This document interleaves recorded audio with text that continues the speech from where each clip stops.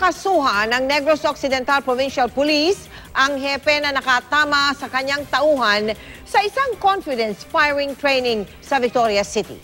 Paano nga ba maaasinta ang kaligtasan sa mga ganitong delikadong pagsasanay? Nakatutok si June Veneracion, exclusive. Bawat putok, dapat walang mintis, pulido at sapul sa target. Confidence firing ang isa sa mga pagsasanay na pinagdadaanan ng mga sundalo. Ayon sa 6th Infantry Division ng Philippine Army Central Mindanao, sumasabak dito ang kanilang mga trainee bago gumraduate na sundalo o isang KAFGU. Sabi ni Colonel Bernie Langub ng 6th Division Training School, dapat munang pumasa sa test fires ang isang trainee bago sumabak sa confidence firing. Ang accuracy na yan ay masasabi natin na naging built-in na sa amin. Kino-consider namin yung hangin, yung environment, yung mga dead space na dadaanan ng bala, yung baril na gagamitin, at saka yung kondisyon ng shooter.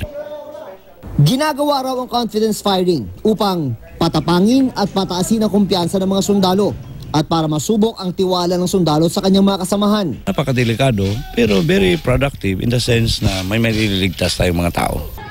Malaking tulong din daw ang ganitong uri ng training sa hostage taking o kung mapasabak sa matinding laban. Ang purpose niyan is hostage taking scenario. Yung balloon is yun yung masasabi natin na yun yung nakalabas sa hostage taker na yun lang ang pwede mong barilin.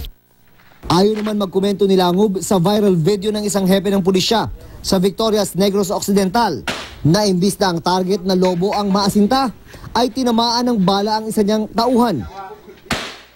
Pinakakasuhan ng Negros Occidental Provincial Police ng grave misconduct ang hepeng si Superintendent Frederick Meade dahil sa insidente. Pero sabi ni Langub, malaking bahagi ang pagsisiguro na nasa kondisyon ang baril, ang shooter, pati ang panahon sa lugar. Sa mahigit 6,000 nagtapos na sumailalim sa training ni Colonel Langub, wala raw ni isang disgrasyang nangyari sa confidence firing. June Veneracion, nakatutok, 24 oras.